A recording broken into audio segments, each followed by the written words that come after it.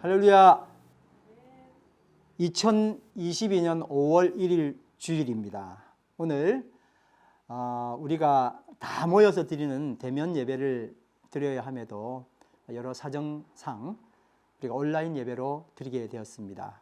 여러분 기쁜 마음으로 또 행복한 마음으로 예배를 드리게 되길 간절히 바랍니다. 다 같이 찬양 드리겠습니다.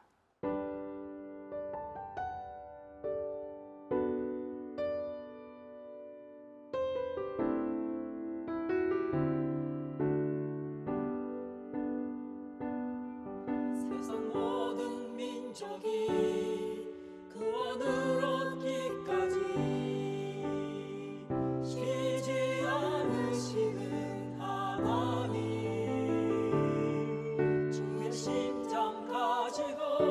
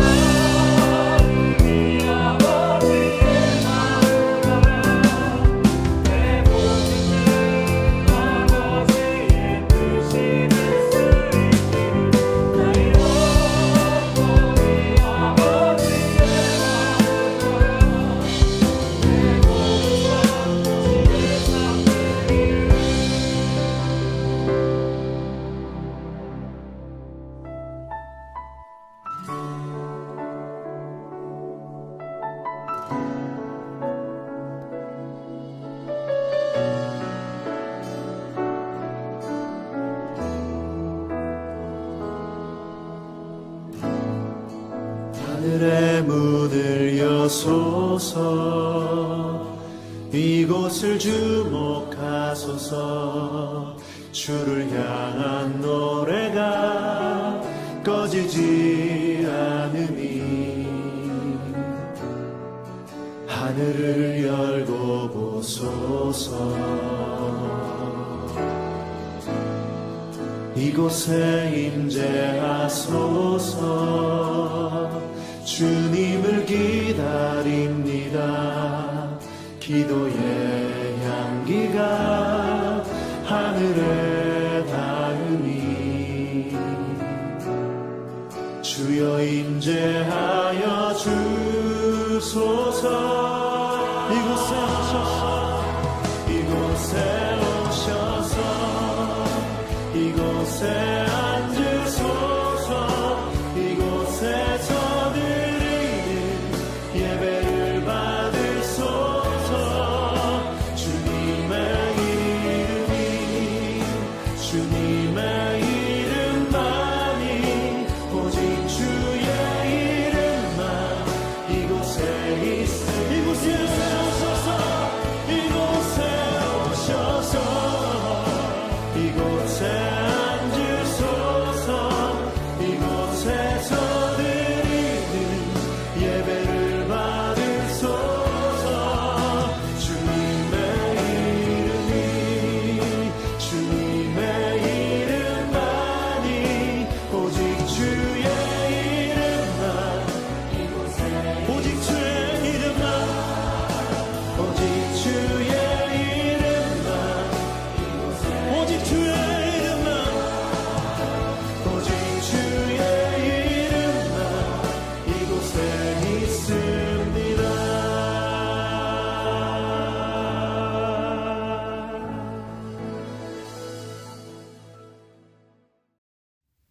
여호와는 나의 목자시니 내가 부족함이 없으리로다. 그가 나를 푸른 초장에 누이시며 쉴 만한 물가로 인도하시는도다. 내 영혼을 소생시키시고 자기 이름을 위하여 의의 길로 인도하시는도다. 아멘. 은혜와 자비의 하나님, 우리의 목자 되시는 여호와 하나님, 주께 이 삶의 예배를 의탁하며 주인도 따라가기를 예수님 이름으로 기원합니다. 아멘.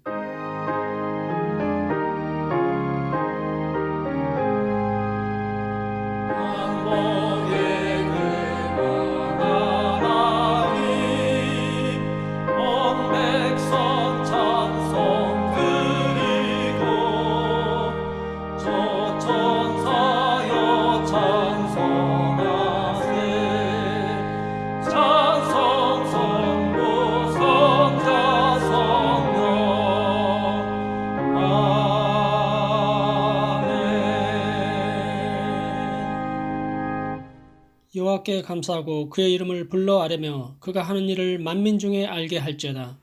그에게 노래하며 그를 찬양하며 그의 모든 기이한 일들을 말할지어다.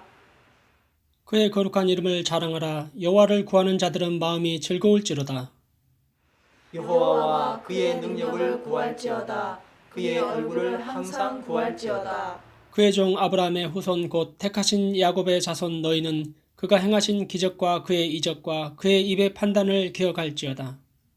그는 여호와 우리 하나님이시라. 그의 판단이 온 땅에 있도다. 그는 그의 언약 곧 천대에 걸쳐 명령하신 말씀을 영원히 기억하셨으니 이것은 아브라함과 맺은 언약이고 이삭에게 하신 맹세이며 야곱에게 세우신 율례 곧 이스라엘에게 하신 영원한 언약이라. 이르시기를 내가 가나안 땅을 내게 주어 너에게 할당된 소유가 되게 하리라 하셨도다. 아멘. 전능하사 천지를 만드신 하나님 아버지를 내가 믿사오며 그 외아들 우리 주 예수 그리스도를 믿사오니 이는 성령으로 잉태하사 동정녀 마리아에게 나시고 본디오 빌라도에게 고난을 받으사 십자가에 못 박혀 죽으시고 장사한 지 사흘 만에 죽은 자 가운데서 다시 살아나시며 하늘에 오르사 전능하신 하나님 우편에 앉아 계시다가 저리로서 산자와 죽은 자를 심판하러 오시리라. 성령을 믿사오며 거룩한 공회와 성도가 서로 교통하는 것과 죄를 사하여 주시는 것과 몸이 다시 사는 것과 영원히 사는 것을 믿사옵나이다. 아멘.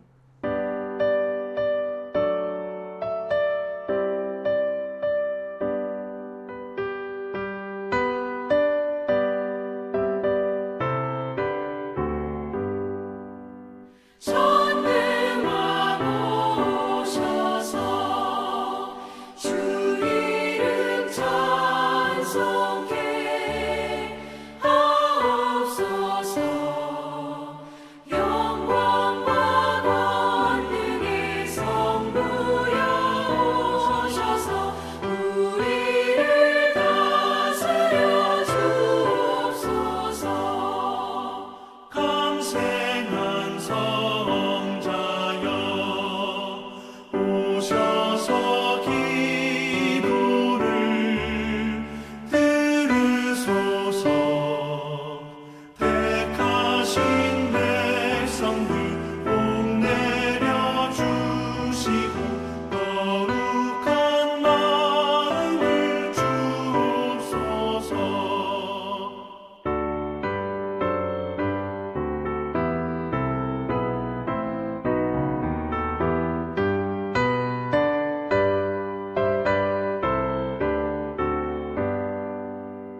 위로의 주 성령 오셔서 큰 증거 주옵소서.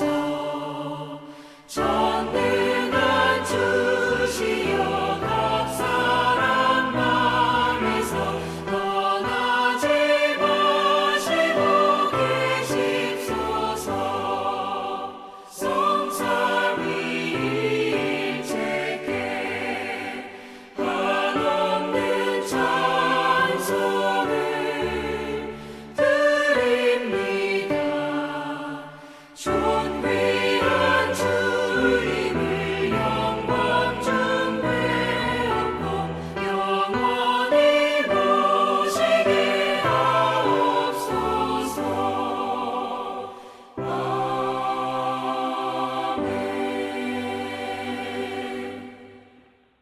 다 함께 기도하겠습니다. 죽으면 흙으로 돌아가서 흔적도 없이 사라질 무가치한 인생들을 만세전에 예수 그리스도 안에서 예정하시고 택정하시고 부르셔서 하나님을 알게 하시고 예수 그리스도의 십자가의 사랑과 은혜 속에서 예수님을 그리스도요 나의 왕이시요 주인임을 고백하게 하시고 이 땅에서 거룩한 순례의 삶을 살아가게 하신 주님의 은혜를 찬양합니다. 이규열 선교사님을 보내주시고 저희들과 주님 안에서 교제케 하시고 서로의 기도 제목을 알고 기도하게 하신 것을 감사드립니다. 지난 3월부터 지금까지 김영철 장로와 그 가정을 위해서 모든 성도님들이 힘에 지나는 사랑과 헌신과 기도로 주님 앞에 나아가게 하시고 환난의 강도를 만난 자의 선한 이웃이 되게 하셔서 진심으로 감사를 드립니다. 지금도 그러하듯 지난 15년 동안 주님이 보내주신 양무리들을 먹이고 양들을 치는 모든 일에 박승열 목사님과 이송자 사모님, 그의 가족들의 헌신과 주님에 대한 사랑으로 인해서 하나님께 감사를 드립니다. 지난 몇 년 동안 우리의 장막틀을 넓히시기 위해서 먼저 우리 안에서 역사하시고 준비케 하시고 합당한 그릇으로 만들어 가시는 주님, 우리 안에서 일하시고 계시는 주님을 찬양합니다. 주님, 이 시간에도 빗발치는 포탄 속에서 무고히 죽어가는 영혼들을 불쌍히 여겨 주옵소서. 악인의 도모가 서지 못하게 하시고 스스로 함정에 빠져 자멸하게 하옵소서. 전쟁을 통하여서 하나님을 떠났던 주님의 백성들이 돌아오게 하시고 하나님의 양무리들을 한 사람도 악한 마귀에게 빼앗기지 아니하고 하나님께서 친히 출소하여 주시옵소서. 기독교인이 10%도 안 되는 우크라이나 백성들이 전쟁을 통하여서 살아계신 하나님을 체험하고 하나님께로 돌이키는 존화 유복이 되게 하옵소서. 케냐의 정송, 안호석 선교사님들을 기억하시고 현지 목자들을 세워서 현지 교회들을 개척하며 죽음의 그늘에 앉아있는 영혼들에게 생명의 빛을 비추는 사역에 주님의 권능이 나타나게 하시고 준마들이 힘차게 달리는 것과 같이 적박한 불모지를 힘있게 질주하며 하나님 나라를 확장하게 하옵소서. 북한이 1,500만 명의 동포들을 불쌍히 여겨 주셔서 하루속히 자유롭게 예배하며 주님을 찬양하는 날이 이르게 하소서. 조국 대한민국을 불쌍히 여겨 주시옵소서. 더 이상 거짓과 술수가 자리 잡지 못하게 하시고 정의가 강물처럼 흐르게 하옵소서. 주님의 백성들을 기억하여 주시고 마지막 하나님의 추수꾼들로 예비하여 주시옵소서. 뉴질랜드를 불쌍히 여겨 주시옵소서. 100년 전 하나님께서 이 땅에 어떻게 역사하셨는지를 돌아보게 하시고 가던 길을 멈추고 옛적 그 선한 길이 어디인지를 찾는 주의 종들이 되어서 뉴질랜드 교회들이 새롭게 되고 주님 오심을 예비하는 교회되게 하소서. 예수 찬양교회를 주님 앞에 올려드립니다. 주님께서 박승래 목사님을 통하여서 에스겔서 47장 9절 말씀을 주셨습니다. 나아가서 삶이 예배요 예배가 삶인 것을 때마다 외치게 하셨습니다. 이제는 주님의 열심으로 이를 이루어 주시옵소서. 예수 찬양교회를 통하여서 하나님의 임재의 풍성함이 흘러 넘치기를 원합니다. 말씀과 성령이 흘러 넘쳐서 폰선비와 오클랜드와 뉴질랜드를 적시게 하옵소서. 찬양과 경배의 강물이 흘러 넘쳐서 갈급한 모든 심령들에게 흘러 들어가게 하옵소서. 우리 주님은 큰 건물이나 많은 성도의 숫자에 계시지 않으십니다. 주님을 예배한답시고 화려한 액세서리 같은 겉모습에 결코 계시지 아니하십니다. 우리 주님은 한 사람일지라도 마음으로 주님을 사랑하는 영혼들에게 거하십니다. 화려한 악기는 없지만 마음으로 주님을 찬양하고 예배하는 자의 심령 속에 아무도 알아주지 않아도 주님이 원하시는 그 길, 그 좁은 길을 걷고자 눈물 흘리는 그 심령 속에 연약하고 아무도 그들도 보지 않는 소자 한 사람에게서 주님을 보는 그 마음 속에 우리 주님은 거하십니다. 삶이 예배요, 예배가 삶이 되고자 몸부림치며 주님 앞에 엎드리는 그 심령 속에 우리 주님은 거하십니다.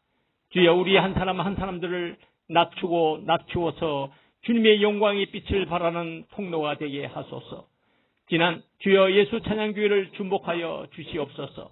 지난 15년 동안 주님께 뿌리를 내리게 하셨은즉 이제는 잎이 나고 꽃이 피고 열매를 맺게 하옵소서.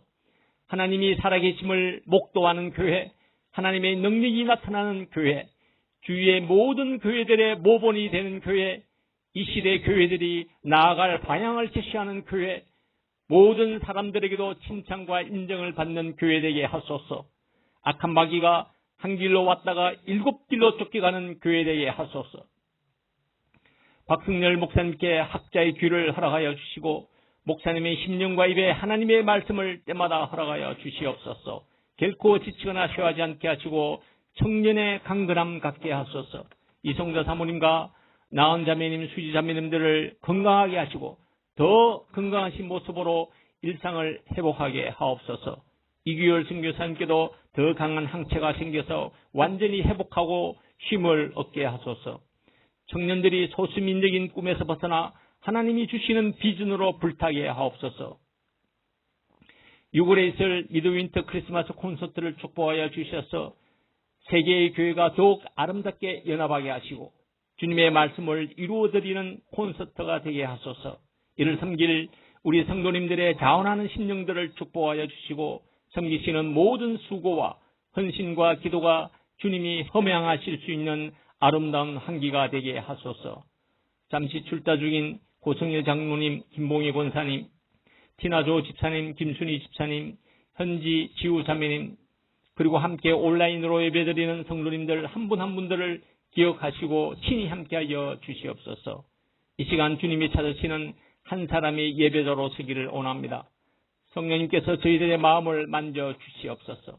이 모든 영광 주님 홀로 받으시옵소서. 예수님의 이름으로 기도합니다. 아멘.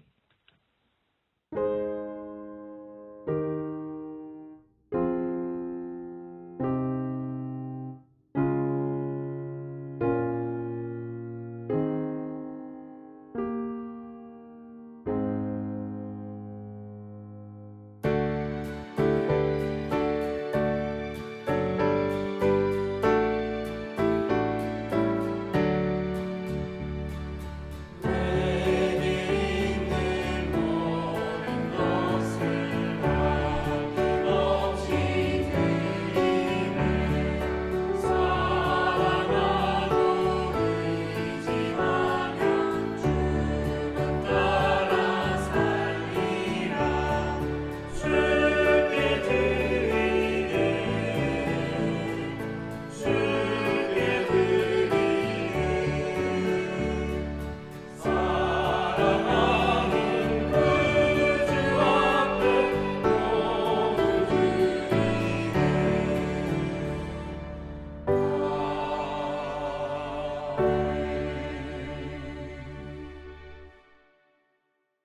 삶이 예배요 예배가 삶이라. 성령 충만 예수 찬양. 할렐루야. 아멘. 강물이 이르는 곳마다 번성하는 모든 생물이 살고 또 고기가 심히 많으리니 이 물이 흘러들어가므로 바닷물이 소생함을 없겠고 이 강이 이르는 각처에 모든 것이 살 것이며 아멘.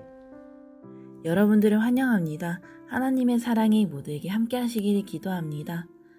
다음 주 예배 심의 및 봉사 안내입니다. 안내 이종진 집사님, 기도회 이종진 집사님, 성가대 찬양은 여전도회입니다.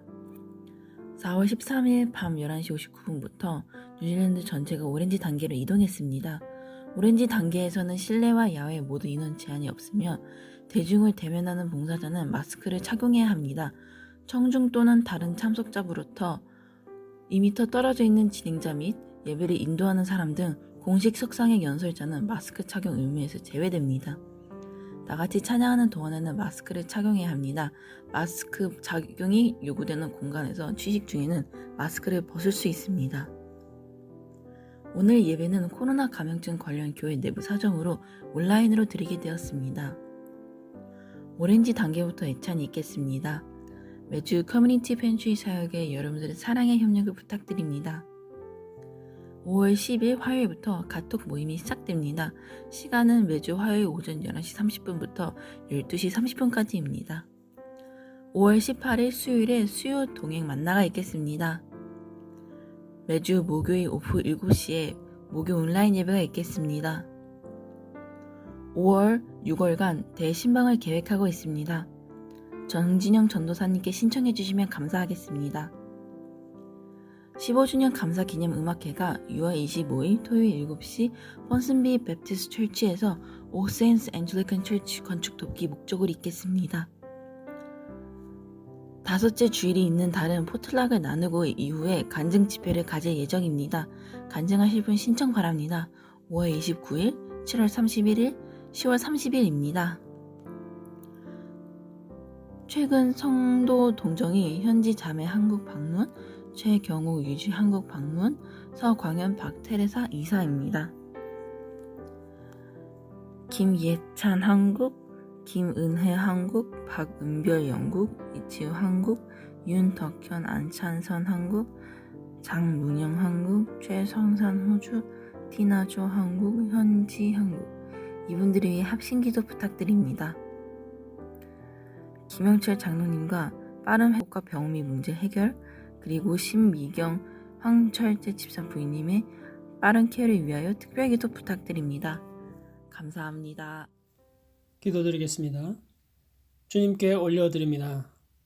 궁핍함이나 부요함이나 일체의 비결을 가졌던 사도 바울의 고백처럼 우린 모든 걸 다 가진 사람임을 감사합니다.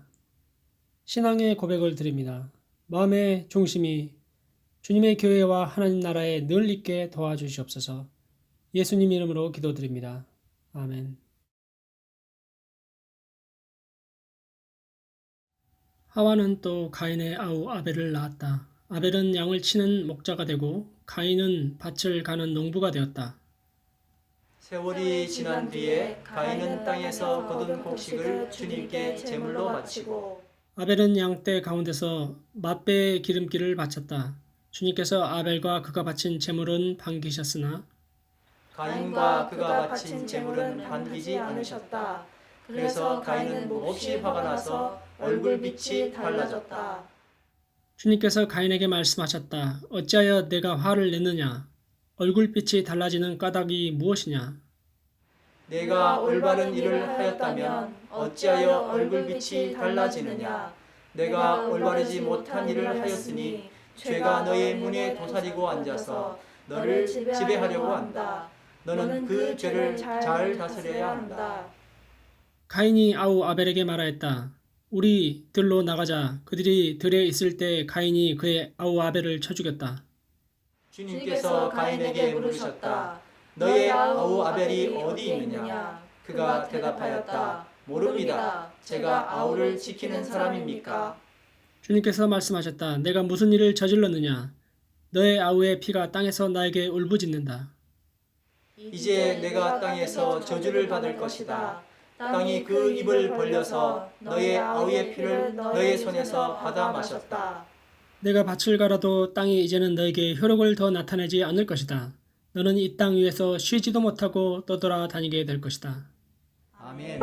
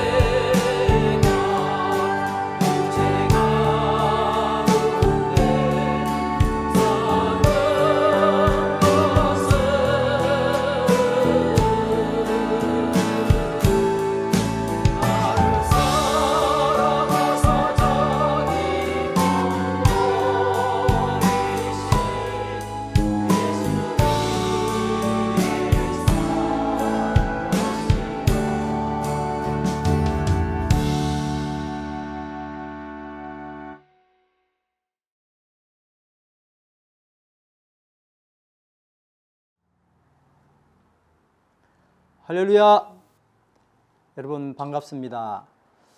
오늘은 오미크론 변이 감염과 연관해서 저희가 교회에서 대면 예배로 드리지 못하고 이제 여러분 다 함께 온라인으로 예배를 드리게 되었습니다. 이 점 송구하게 생각하고 그렇지만 다 같이 합심하는 마음으로 우리가 주님 앞에 더 깊이 있게 나가는 예배가 되기를 간절히 바랍니다.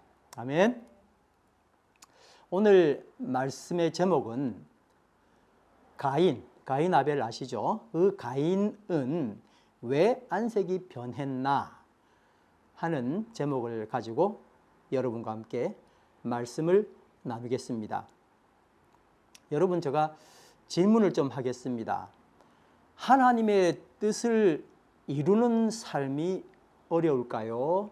아니면 내 뜻을 이루는 삶이 어려울까요?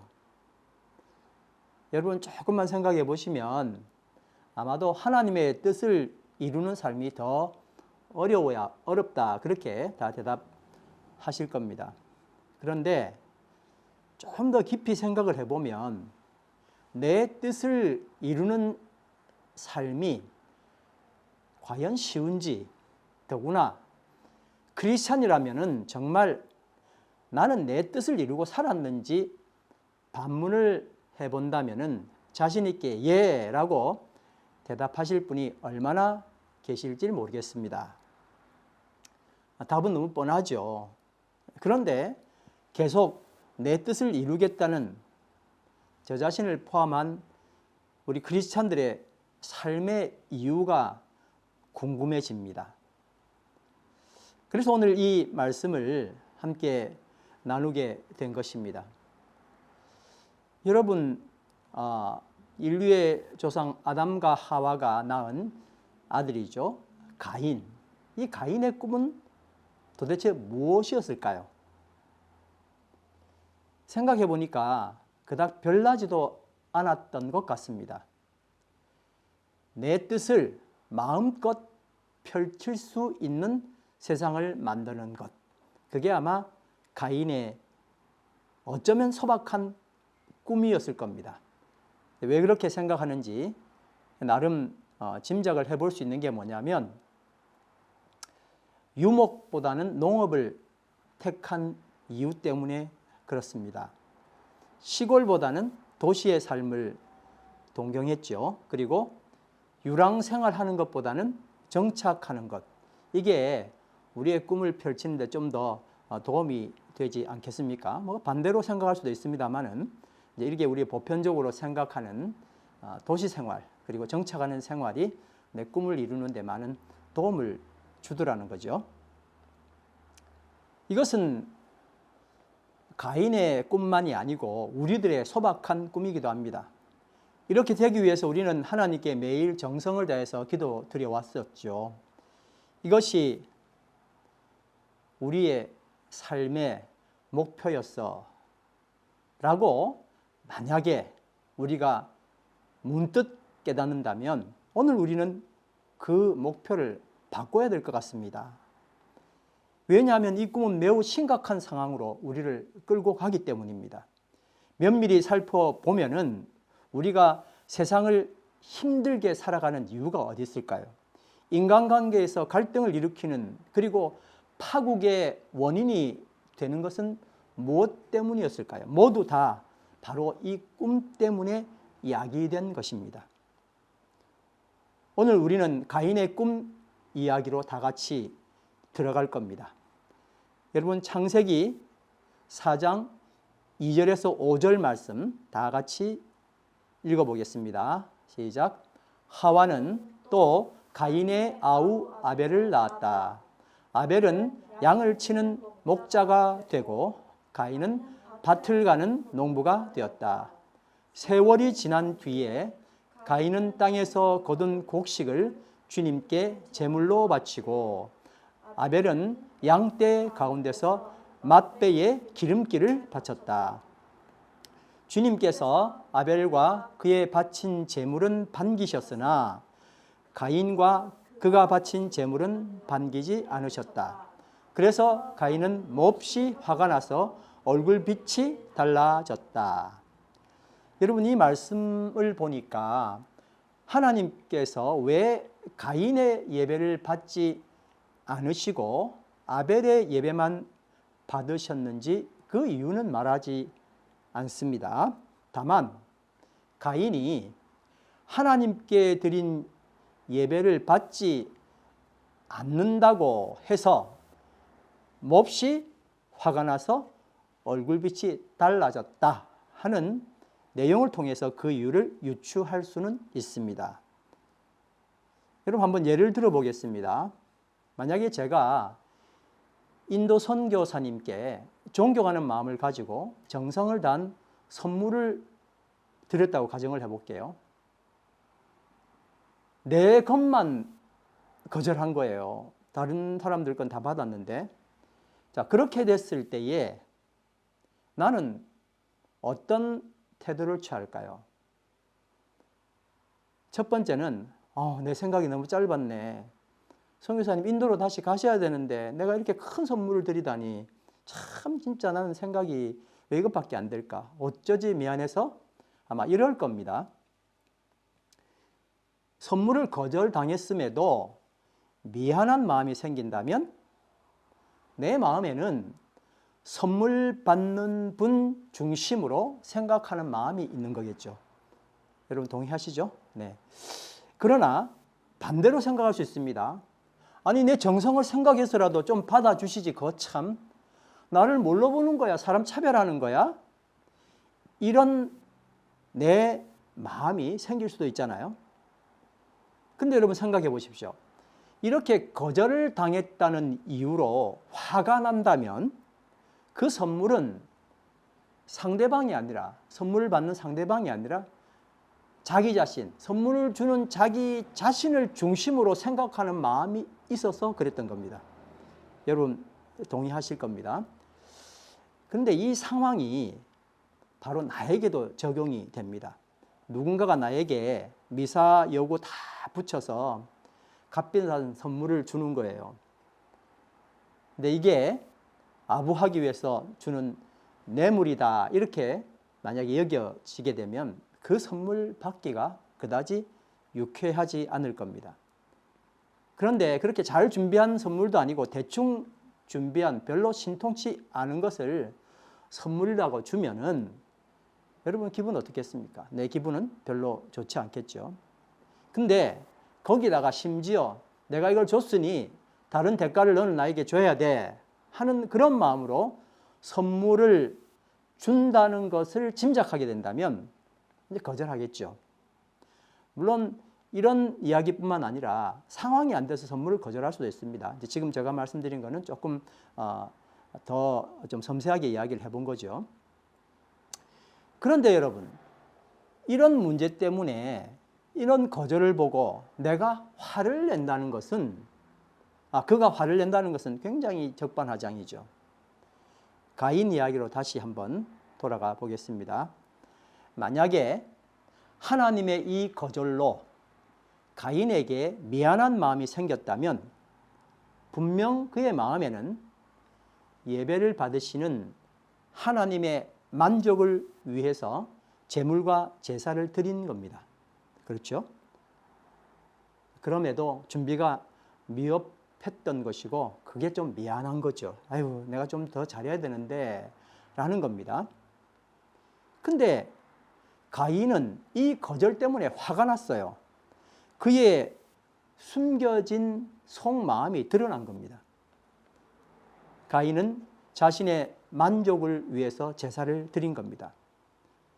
우리도 이렇게 겉으로 보기에는 아무런 문제 없이 지금껏 예배를 드려왔잖아요.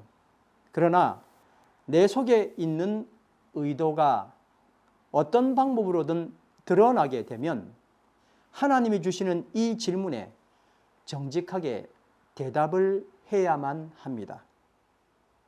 핑계하지 않고 좀 더 내 마음을 살피면서 정직하게 대답하면 좋겠습니다.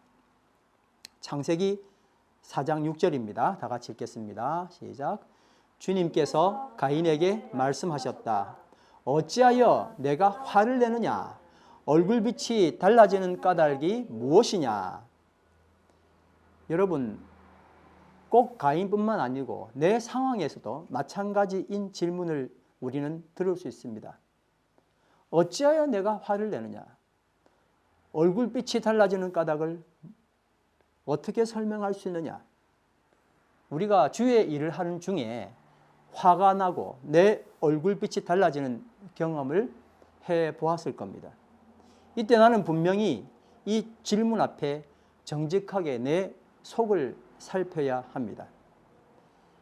아마 가인은 이런 마음이었을 겁니다. 내가 드린 제물은 하나님이 마땅히 받으셔야 하고 그리고 뛸듯이 기뻐하며 그런 이유로 나에게 뭔가를 보상해야 돼. 그런 생각을 딱 가지고 있는 거예요. 그런데 그 기대와는 정반대로 전개되었잖아요. 그래서 화가 치밀어 오른 겁니다. 가인의 제사의 중심은 제사를 받으시는 분이신 하나님께 있었던 것이 아니라 자기 자신에게 있었습니다. 가인의 제사는 그 목적이 하나님 만족이 아니라 자기 만족이었습니다. 결국 가인의 제사의 목적을 잘 아시는 하나님께서 가인을 다 이루시는 겁니다. 여호와께서 가인에게 가인의 얼굴빛이 달라진 연유가 무엇인지 창세기 4장 7절에 알려주고 있습니다. 한번 같이 읽겠습니다. 시작. 내가 올바른 일을 하였다면 어찌하여 얼굴빛이 달라지느냐. 여러분 여기서 올바른 일을 하였다면 이 말씀은 다른 성경에서는 선을 행하면이라고 번역하고 있습니다. 자, 그러니까 여호와께서는 가인의 얼굴빛이 달라진 이유를 올바른 일, 선을 행하지 않았기 때문이라고 말씀하신 겁니다. 여러분 교회 일을 하다가 문제가 생겨서 내 얼굴빛이 달라져 너무 힘든데 좀 위로를 해주면 좋잖아요. 근데 선을 행하지 않았기 때문이라고 이런 말씀을 들으면 기가 차겠죠. 왜냐하면 가인은 딴 걸 한 게 아니고 제사를 드렸잖아요. 이렇게 기가 차면 귀가 같이 차요. 그래서 잘 안 들립니다. 여러분 그런 경험 많이 해보셨죠? 기가 차서 하다가 귀가 찬 경험 많이 해보셨죠? 가인도 마찬가지였어요. 하나님이 이렇게 말씀하시는데 수긍할 마음이 전혀 없었어요. 왜 그럴까요? 그리고 나도 왜 그렇게 했을까요? 그리고 나는 또 왜 앞으로 그 일을 계속 한다고 생각할까요? 나와 가인이 추구했던 이 마음은 선이 아니라 악이었습니다. 설마 악인가 싶으시죠? 악은 선 바로 옆에서 있기 때문에 어떨 때는 구별하기가 쉽지 않습니다. 이 악은 바로 내 마음대로 되는 세상이었습니다. 악이 뭐라고요? 내 마음대로 되는 세상.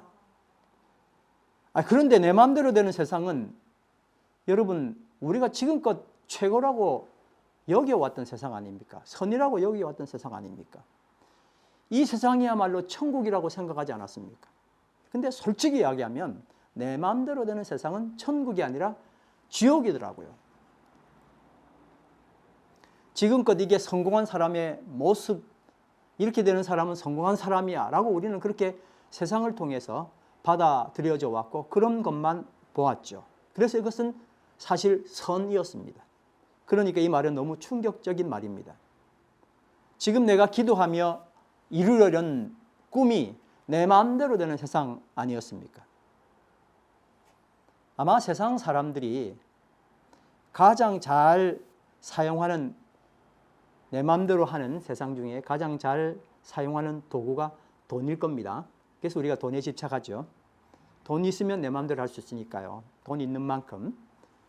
친구는 물론 심지어 남편도 아내도 딸도 아들도 내 마음대로 하기 위해서 할 수만 있다면 돈을 움켜쥐고 돈으로 상대를 억죄할 목줄을 만드는 겁니다. 이 돈을 줄로 만들어서 힘을 조금만 주면 끌려오는 맛이 있거든요. 이거 맛본 사람이면 이 돈 맛의 유혹을 떨쳐버리기 쉽지 않습니다. 그러나 여러분 뒤집어 보면 우리가 다 아는 것처럼 이 목줄에 끌려 다녀본 사람은 상대방을 뒤에서 바로 비난합니다. 별욕을 다 하지요. 그러니까 여러분 사실 이 둘 다의 관계는 피차의 천국일 리가 없습니다. 내 마음대로 하는 게 결코 천국이 아닌 거예요. 그런데 그럼에도 이 마력에서 벗어나지 못하는 겁니다. 예를 들면 사람들이 피투성이가 되고 갈기각이 찢겨지는 정치판을 보고서도 권력의 맛 때문에 그래도 정치판에 뛰어드는 그런 모습과 같다는 거죠. 근데 여러분, 내 마음대로가 아니라 전적으로 하나님의 뜻대로 드린 예배가 있었어요. 가인은 내 마음대로 하기 위하여 예배를 드렸다면 아벨은 전적으로 하나님 뜻대로 예배를 드렸습니다. 하나님께서 아벨의 제사를 받으신 이유가 있었습니다. 그게 뭘까요? 먼저 아벨은 어떤 양 한 마리를 하나인지 그냥 골라오는 거예요. 하나님 이거 가지실래요? 이러면서 하나님께 양 한 마리 선물했다 이런 뜻이 아니에요. 이 아벨의 예배는 그런 뜻으로 양 한 마리 드릴까요? 이런 게 아니었습니다. 여러분 한번 따라 하실래요? 아벨은 양떼 가운데서 양대 가운데서 맏배에 맞대에 기름기를 바쳤다. 기름기를 바쳤다. 이 말은 굉장히 복잡한 진행 상황이 잠깐만 하루 만에 뭐 1시간 만에 이루어진 게 아니라 아주 긴 시간 내에 이 한 예배를 위해서 준비되었다 하는 이야기를 우리는 들을 수밖에 없습니다. 여러분 먼저 양을 선택해야 됐어요. 어떤 양일까요? 맏배. 맏배가 뭐죠? 엄마에게서 처음으로 난 양입니다. 그걸 골라야 돼요. 물론 뭐 또 보면은 저게 첫 번째 난 양이구나. 뭐 누가 알 수 있을지 모르겠지만은 사실은 따로 분리를 해야 되는 겁니다. 낳자마자. 안 그러면 좀 헷갈리겠죠. 예배를 드리기 위해서, 제사를 드리기 위해서 처음부터 엄마에게서 첫 번째 나온 양은 분리를 몇 마리든 해놔야 되겠죠. 왜 몇 마리씩 해야 됩니까?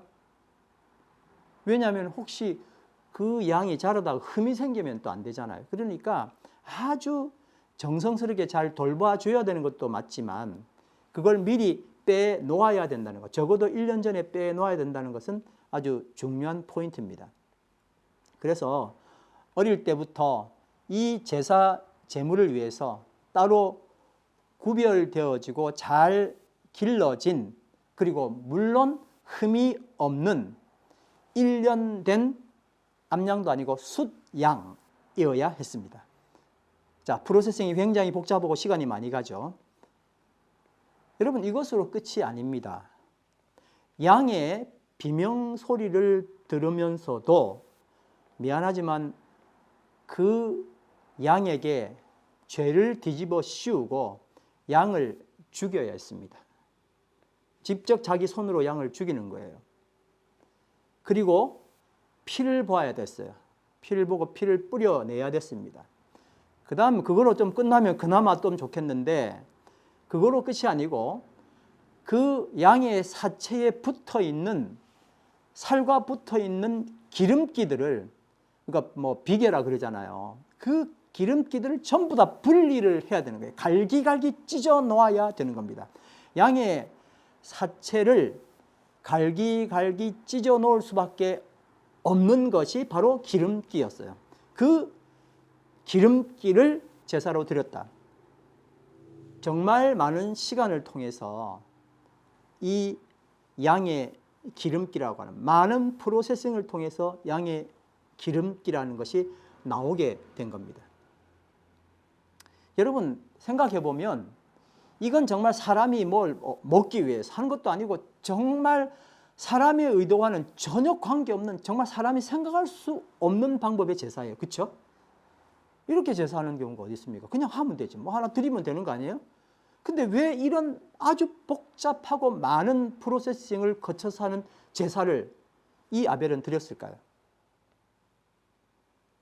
아벨에게 있어서 이 복잡한 제사는 내 마음대로 좀 할게, 하나님 그냥 좀 계셔보세요, 내 마음대로 좀 드려볼게요 하는 자신의 의도를 버리고 하나님, 여호와 하나님의 의도를 그대로 따르는 예배가 되었던 겁니다. 그 모든 프로세싱에서 아벨은 여호와께서 의도하신 이 복잡한 제사를 여호와 하나님께 혹은 아버지 아담에게 정확하게 들었다 하는 걸 우리는 유추해낼 수 있습니다.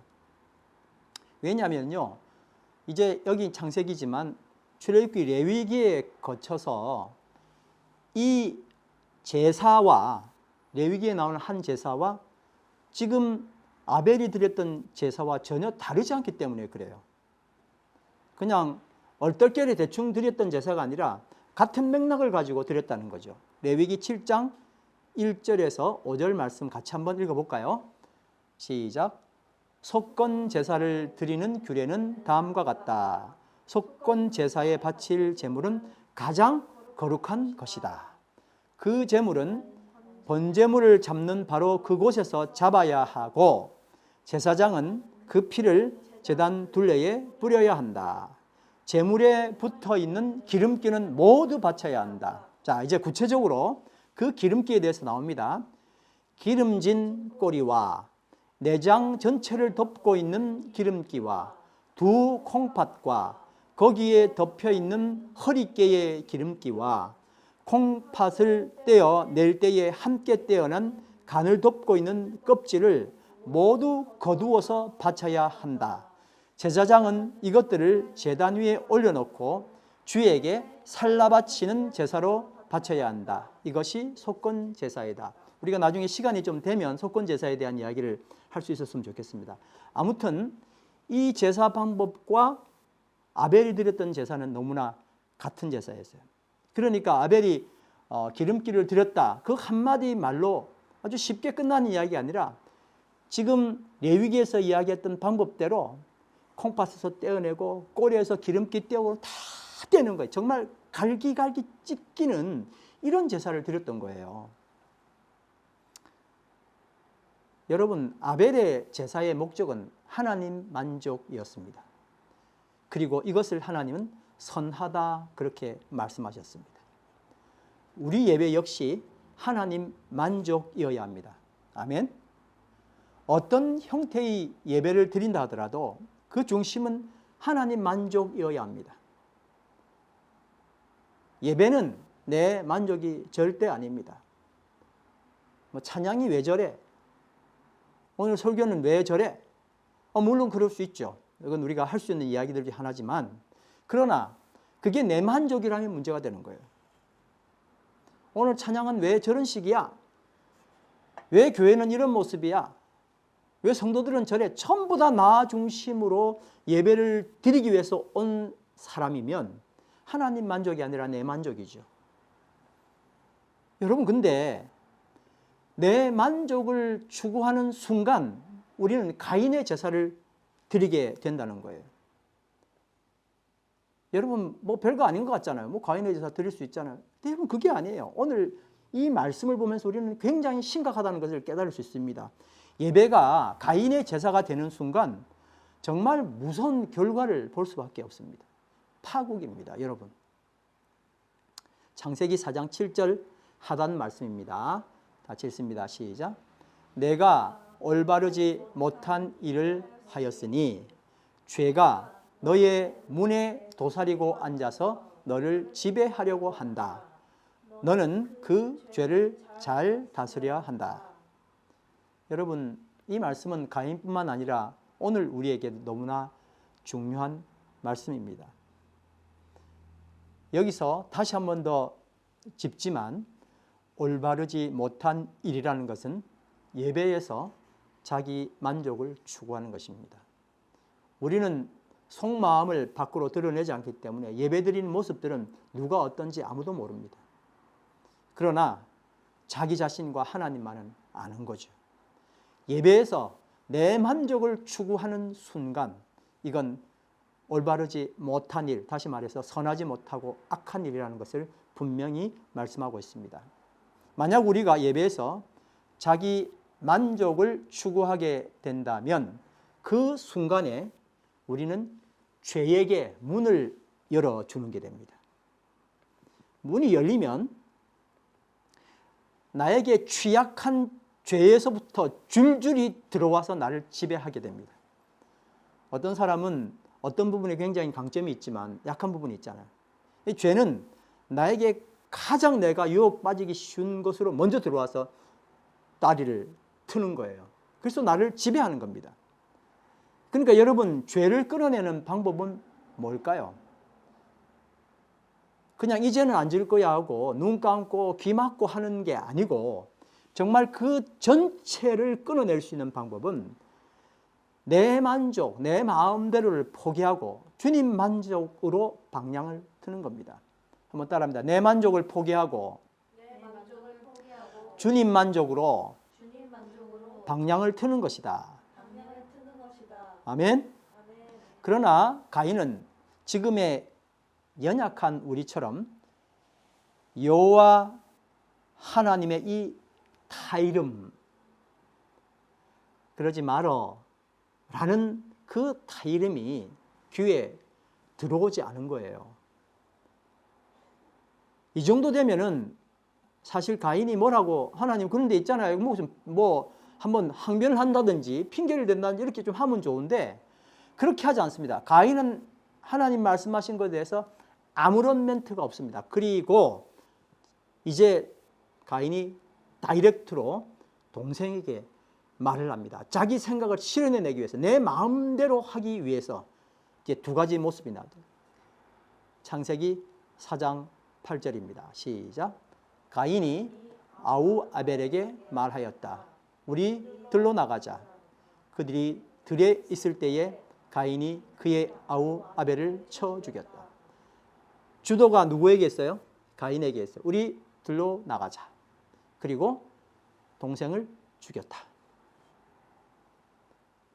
하나님이 주가 되시고 하나님의 뜻이 주가 되는 게 아니라 하나님 저리 가보세요.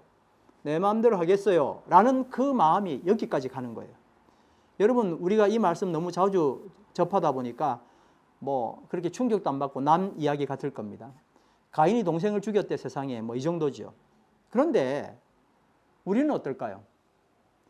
내 마음대로 되는 예배를 추구하는 사람들은 자신의 요구를 들어주지 않는 하나님께 화를 낼 뿐만 아니라 만만한 대상을 찾게 됩니다. 하나님은 마음대로 잘 안 되니까 내 마음대로 할 수 있는 대상을 찾는 거예요. 연쇄살인범들이 살인을 저지르는 이유가 거기 있습니다. 센 대상에게는 하지 못하고 약한 어린이나 여자들을 유인해서 내 마음대로 살려주세요 하는 그 말을 좀 듣고 싶은 거예요. 내가 마음대로 할 수 있지. 이 쾌감을 갖는다고 합니다. 만만한 대상을 찾아가서 유인해서 죽이는 일을 너무나 서슴없이 하는 겁니다. 여러분 제가 한번 생각해 봤는데요. 우리가 말 그리고 또 뭐 행동 같은 게 바로바로 이것이 죽음으로 이어진다면 진짜 우리는 얼마나 많은 사람을 죽였을지 상상할 수 없을 겁니다. 마태복음 5장 21절 22절 말씀해 보니까 미워하는 마음, 남을 업신여기는 마음 이거로 그냥 끝나는 게 아니라 이게 지옥불 들어간다고 예수님 말씀하시는 거예요. 그냥 아유 뭐 저런 인간이 다 있어 라는 그 말 자체가 이미 지옥이라는 거예요. 마태복음 18장 6절에서 9절 말씀 한번 보겠습니다. 다 같이 시작. 나를 믿는 이 작은 사람 가운데서 하나라도 걸려 넘어지게 하는 사람은 누구라도 차라리 그 목에 큰 맷돌을 달고 깊은 바다에 빠지는 편이 낫다.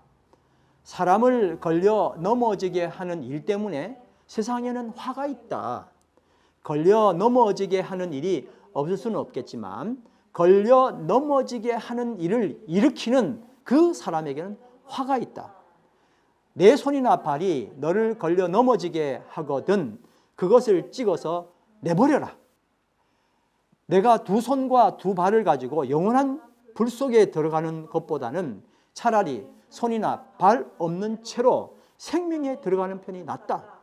또 내 눈이 너를 걸려 넘어지게 하거든 빼어버려라. 여러분 어떤 사람은 이걸 굉장히 힘들게 받아들이기도 할 겁니다. 또 어떤 사람은 내 문제가 아니에요. 과장법이다 생각하기도 하고 내 문제가 아니에요. 저 사람 손 좀 끊어야 돼. 자기 손 끊으라고 성경에는 그렇게 이야기했잖아요. 근데 아니 나는 별로 생각이 없어요. 저 사람 진짜 저 손모가지 뭐 이렇게 이야기한단 말이에요. 여기 말씀은요. 나를 이야기한 거예요. 네가 그 사람이 나에게 어떻게 했던 것은 지금 여기 관심 없어요. 내가 누구에게 실족하게 만들었거든. 실족은 발 빠지게 한 거, 넘어지게 만든 거죠. 그렇게 했으면 너 그 발, 그 손, 그 눈 다 빼라는 거예요. 나에게 했은 이야기인데 나는 적용 안 해요. 나는 항상 뭐 거룩하니까 이러고. 근데 어떤 사람은 이 말이 굉장히 당연한 말씀으로 들립니다. 매일매일 치열하게 하나님의 뜻과 영광을 위해서 나를 포기하는 삶을 사는 예배자들 말입니다. 가인은 결국 자기가 의도하는 마음대로 세상을 살기로 마음먹음으로, 다시 말하겠습니다. 가인은 결국 자기가 의도하는 대로 세상을 살기로 마음먹음으로, 그걸 포기하지 않으므로 죄에게 문을 열어주게 되었습니다. 하나님을 자기 마음대로 하지 못해서 생긴 문제이지만 하나님을 상대할 수 없으니까 아벨을 죽여서라도 나는 내 마음대로 할 수 있는 사람이야 라는 욕망을 채워야 했던 겁니다. 그래서 결국 가인은 동생 아벨을 죽였습니다. 근데 여러분, 아벨의 예배를 두둔하고 자신의 예배를 배격한 여호와 하나님은 아벨이 죽는 그것을 몰랐는지 아무런 방해를 받지 않았어요. 내가 아벨을 죽이는데 하나님의 아벨을 억셉트했다면 와서 도와줘야 될 거 아니에요. 근데 아무런 방해가 없는 거예요. 그래서 쉽게 죽였어요. 무슨 생각을 했을까요? 이것 봐라. 내가 내 자신을 내 마음대로 하지 않으면 하나님도 별 수 없는 거야. 이러면서 가인은 자신이 한 이 선택이 옳았다라는 생각을 하게 된 거예요. 그래, 내가 내 자신을 지켜야지. 내 마음대로 해야지 되는 세상이야 라는 마음을 오히려 먹게 된 거죠. 자신을 중심으로 돌아가는 세상을 위한 가인의 구상은 결국 동생 아벨을 죽였음에도 오히려 정당성을 확보하는 찬스가 되었습니다. 바로 이때 하나님이 가인을 찾으셨습니다. 여러분, 하나님이 찾으신다는 것은 언제나 은혜이고 기회입니다. 우리도 이 기회를 더 이상 놓치면 안 됩니다. 창세기 4장 9절 말씀 다 같이 읽습니다. 시작. 주님께서 가인에게 물으셨다. 너의 아우 아벨이 어디에 있느냐? 하나님이 이렇게 질문하시면 보통 뭐라고 대답해야 되죠? 제가 죽였습니다. 그래서 그는 이 세상에 없습니다. 이것이 가인의 대답이어야 하는데 이렇게 말할 리가 없죠. 이렇게 대답할 리가 없죠. 우리 다 그렇게 경험해 봤잖아요. 가인은 뭐라고 대답했습니까? 다 같이 읽습니다. 시작. 모릅니다. 제가 아우를 지키는 사람입니까? 가인은 하나님이 주신 최후의 기회를 이렇게 날려버렸습니다. 사람 잘못 찾아오셨는데요. 다른 데 가서 알아보세요. 내가 아벨을 어떻게 합니까? 이렇게 말을 한 거죠. 아벨 죽였을 때 하나님도 안 나타났고 본 누군가도 없어요. 여러분, 이 세상의 감옥은 죄가 들통난 사람이 들어가는 곳입니다. 맞죠? 어떤 죄라도 들키지 않으면 죄인도 아니고 감옥에 들어가지 않습니다. 이게 세상의 법의 한계예요. 우리가 사는 세상의 한계입니다. 그러나 가인은 이렇게 거짓말함으로 그 죄가 면제받고 자기 마음대로 또 살 수 있을 줄 알았겠지만 또 다른 감옥에 수감되고 만 것을 몰랐습니다. 한번 말씀 볼까요, 여러분? 창세기 4장 10절에서 12절 말씀 다 같이 읽습니다. 시작. 주님께서 말씀하셨다. 내가 무슨 일을 저질렀느냐?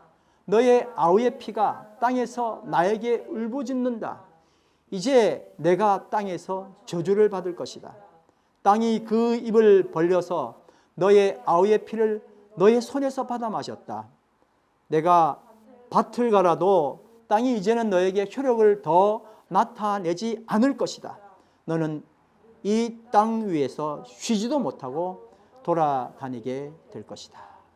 여러분, 가인의 꿈이 뭐였습니까? 내 마음대로 되는 세상. 그래서 농사 짓고 땅에서 풍족한 결실들이 오면 그걸 팔아서 또 내 마음대로 살고, 나는 움직이지 않고 궁궐을 짓고 내 마음대로 살고 하는 꿈 아니었어요. 근데 결국 가인의 꿈은 수포로 돌아갔습니다. 땅이 농사는 가인이잖아요. 농사꾼 가인, 땅을 기대어 사는 가인이 땅이 더 이상 효력을 발생하지 않는데요. 그리고 딛는 땅마다 견딜 수 없도록 만들어서 돌아다니는 사람 되는 거예요. 정착하는 사람이 아니라 돌아다니는 사람으로 만들고 만 거예요. 하나님은 내가 너 죄 다 봤어. 내가 널 벌할 거야 라고 말씀하시지도 않았습니다. 그냥 내가 착각했던, 아무도 못 봤잖아 라고 말했는데 땅이 그걸 다 받아들인 거예요. 그 피를 다 받은 거예요. 땅이 이 사실을 알고 있어. 그래서 너희가 땅을 밟고 살아가는데 땅이 너에게 늘 고통을 줄 수밖에 없어 라고 말씀하신 거예요. 땅에 기대어 살아가는 농사꾼에게 최악의 저주가 임한 겁니다. 정착하며 살아가는 농사꾼이 떠돌이가 된 겁니다. 내 마음대로 살려는 꿈은 이렇게 산산조각 나고 말았습니다. 돌이킬 기회, 오늘 이 말씀을 통해 우리에게 또 주십니다. 내 마음대로라는 달콤한 유혹이 결국 가인의 아우를 죽이게 된 겁니다. 더구나 땅은 가인이 땅에 사는 날 동안 그를 저주함으로 그가 놓친 기회를 지속적으로 후회하게 만들었습니다. 여러분, 땅이 나에게 복을 주는 것은 주님 뜻대로 살 때예요. 아멘? 내 마음대로 살 때는 땅은 나에게 저주를 내릴 수밖에 없습니다. 말라기 3장 14절에서 17절 말씀 다 같이 보겠습니다. 시작. 너희가 말하기를 하나님을 섬기는 것은 헛된 일이다.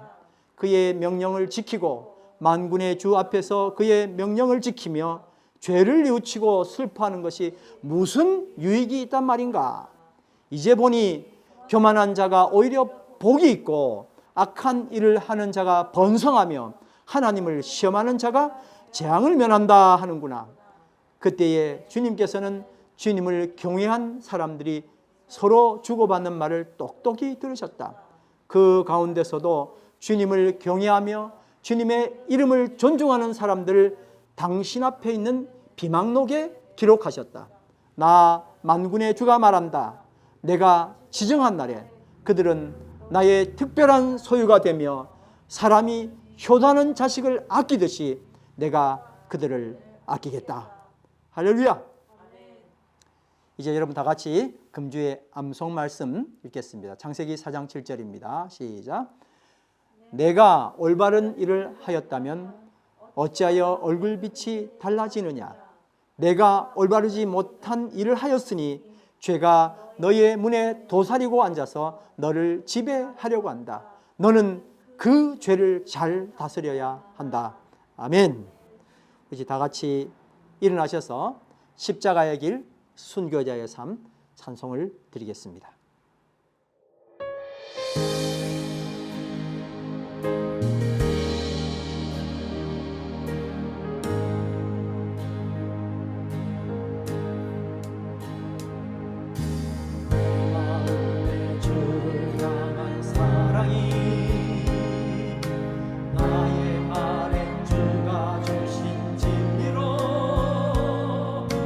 나의 눈에 주의 눈을 채